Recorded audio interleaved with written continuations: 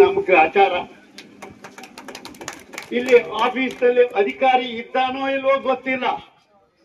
ಈ ಕಸದ ರಾಶಿ ಮೇಲೆ ನಾವು ಕೂತಿದ್ದೇವೆ.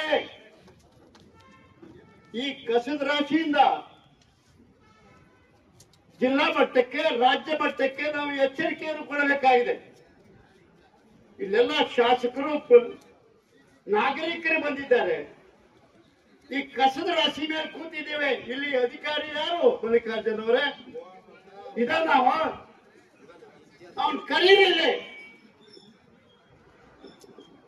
ಅವರಿಗೆ ಈ ಪರಿಸರದ ಬಗ್ಗೆ ಗೊತ್ತಿಲ್ಲ, ರೈತರ ಬಗ್ಗೆ ಗೊತ್ತಿಲ್ಲ.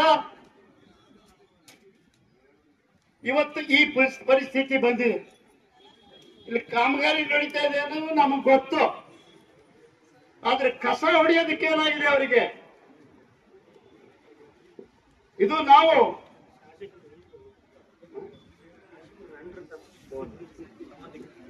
ಯಾವ ಬೆಂಕಿ ಹಿಡ್ದಾರೋ ನಮ್ಗೇನಾಗಬೇಕಾಗಿತ್ತು? ಶಾಸಕರ ನೆಂಟರಾದವರು, ಮತ್ತೊಬ್ರು, ಮತ್ತಿಲ್ಲಿ ಮಂತ್ರಿ, ಜಿಲ್ಲಾ ಮಂತ್ರಿ ಎಲ್ಲ ಇದ್ದಾರೆ. ಅವ್ ಯಾವ ದೇಶದವರು? ಬಂಗಾರಪ್ಪನ ಮಗ ಅಂತ ಕೇಳಿದ್ದೇವೆ. ಅವ್ರೇನ್ ಮಾಡ್ತಾ ಇದ್ದಾರೆ? ಅವ್ರೇನ್ ಮಾಡ್ತಾ ಇದ್ದಾರೆ? ನಮ್ ವೀರೇಶ್ ಅವ್ರು ಹೇಳಿದ್ರು, ಇಲ್ಲಿ ಕಾಡಾನೆ ಬಂದು ಸುಮಾರು ಜನಕ್ಕೆ ಕೊಂದು ಹಾಕ್ತದೆ. ಅವಾಗ ನಾವು ಶಿವಮೊಗ್ಗದಲ್ಲಿ ಪ್ರತಿಭಟನೆ ಮಾಡಿದ್ವಿ. ನಾವು ಆರೋಪದವರು, ಇಲ್ಲಿನ ಎಲ್ಲ ಮುಖಂಡರು ಅಲ್ಲಿಗೆ ಬಂದಿದ್ರು, ಪ್ರತಿಭಟನೆ ಮಾಡಿದ್ರು. ಅದಕ್ಕೆ ಪರಿಹಾರ ಸಿಕ್ತು.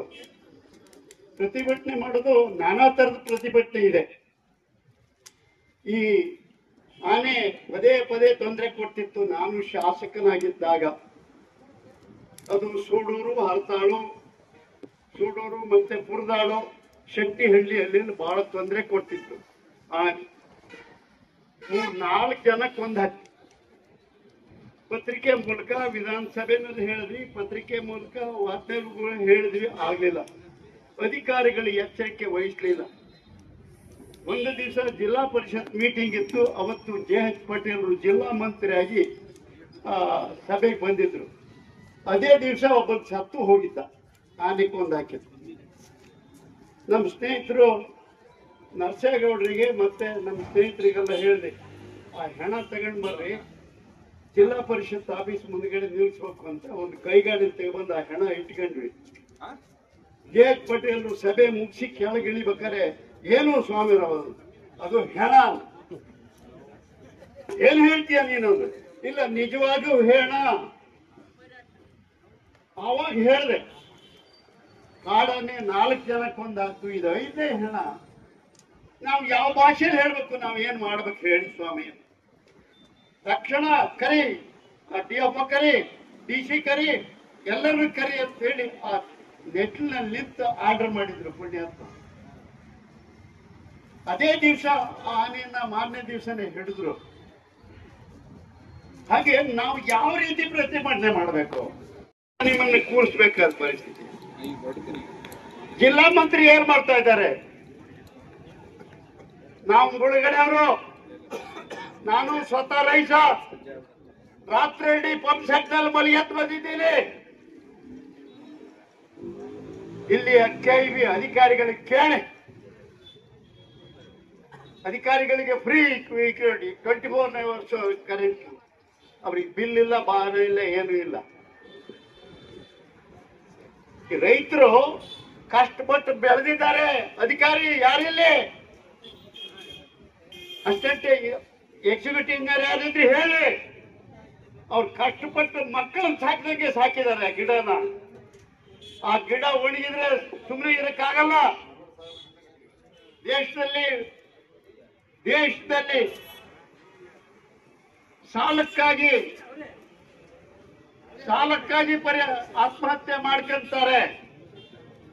ಆದ್ರೆ ರೈತರು ಅವನ ಗಿಡ ಒಣಗಿದ್ದಕ್ಕೆ, ಅವನ ಫಸಲು ಒಣಗಿದ್ದಕ್ಕೆ ಆತ್ಮಹತ್ಯೆ ಮಾಡ್ಕೊಂತಾರೆ. ನಿಮಗೆ ಯಾವ ಭಾಷೆಯಲ್ಲಿ ಹೇಳಬೇಕು? ನಿಮ್ಮ ಮನೆ ಹಾಳಾಗ ನಿಮಗೆ ಯಾವ ಭಾಷೆಯಲ್ಲಿ ಹೇಳಬೇಕು? ನನ್ನ ಗಿಡ ಒಣಗಿ ನಾನು ತಡ್ಕೊಳಕ್ಕಾಗಲ್ಲ. ನಾನು ರಾತ್ರಿ ಇಡೀ ಗದ್ದೆಯಲ್ಲಿ ಮಲಗಿದು ಬಂದಿದ್ದೇನೆ. ನನ್ನ ಹಾಸಿಗೆ ದಿಂಬು ಅಲ್ಲೇ ಇದೆ. ಇದೇನು ಚಂದಕ್ಕಾಗಿ ಹೇಳೋದಲ್ಲ, ಮಾತಿಗಾಗಿ ಹೇಳೋದಲ್ಲ. ಇವತ್ತು ರೈತರಿಗೆ ಈ ನೋವನ್ನು ಸಹಿಸಕ್ಕೆ ಕಷ್ಟ ಆಗ್ತದೆ. ಆದ್ರಿಂದ ಇಲ್ಲಿಯ ಕಾರ್ಯಕ್ರಮಗಳನ್ನ ನೀವು ನೋಡ್ತಾ ಇದ್ರೆ ನಮ್ಮ ಚಾನೆಲ್ ಅನ್ನ ಸಬ್ಸ್ಕ್ರೈಬ್ ಮಾಡಿ, ಪಕ್ಕದ ಬೆಲ್ ಐಕಾನ್ ಒತ್ತಿ ನಮ್ಮನ್ನ ಬೆಂಬಲಿಸಿ. ಹಾಗೆ ನಮ್ಮ ಕಾರ್ಯಕ್ರಮಗಳನ್ನ ಲೈಕ್ ಮಾಡಿ, ಕಮೆಂಟ್ ಮಾಡಿ, ಅದನ್ನ ಬೇರೆಯವರಿಗೂ ವಾಟ್ಸ್ಆಪ್ ಮೂಲಕ ಶೇರ್ ಮಾಡಿ. ನೀವು ಹೀಗೆ ಮಾಡಿದಾಗ ನಮ್ಮ ಚಾನೆಲ್ ಇನ್ನಷ್ಟು ಮತ್ತಷ್ಟು ಜನರಿಗೆ ತಲುಪಲು ನೀವು ನಮ್ಮೊಂದಿಗೆ ಸಹಕರಿಸಿದ ಹಾಗಾಗುತ್ತೆ. ಇದು ನೀವು ಯಾವುದೇ ಖರ್ಚಿಲ್ಲದೆ ಕೆಲವೇ ಸೆಕೆಂಡುಗಳಲ್ಲಿ ನೀಡಬಹುದಾದ ಸಹಕಾರ. ಧನ್ಯವಾದಗಳು.